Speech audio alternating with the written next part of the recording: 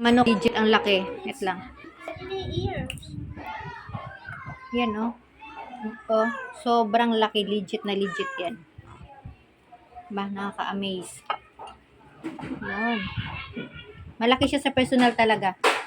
Tapos ito pa. Yan. Oh. Dumikit yung ano dyan. Oh. Ganun siya kalalaki oh. Ito pa. Yung dali. Oh, lang. Pukot. Yan.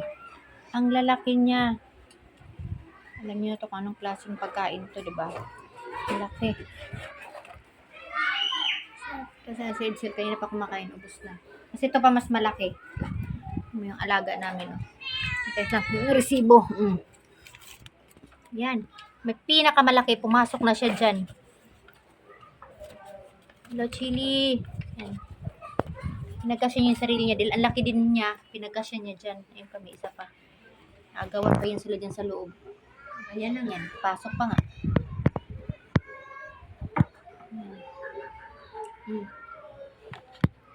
Gusto talaga ng mga ganyan, no? Yung mga, ayan, kuweba-kuweba.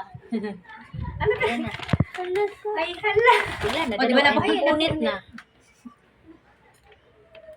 Ganyan sila. Wala na yung bahay-bahay. Nalungkot na si Chili. Nakasimangot na. Wala na. Oh, ikis mo na lang yan para makabawi ka. Kiss mo na si Chili. Exit na siya. Oh, sira na yung bahay-bahay mo. Oh, sus. Bubbles, alit yan Bubbles kasi magagalit yan. Kapal mo rin yan. Magagalit yan Bubbles. Oh. Ikaw kasi Trini, hindi ka nakapala. Gusto nila yung mga ganyan-ganyang ano. So, kain na kami. Lalaki ng laman niya. Dumikit eh. Hindi siya kalalaki. Hindi siya legit na legit yung laki niya.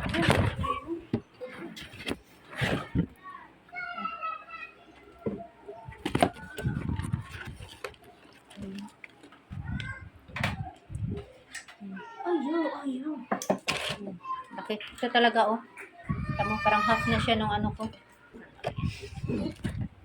Ayan lang. Ito sa aming papa.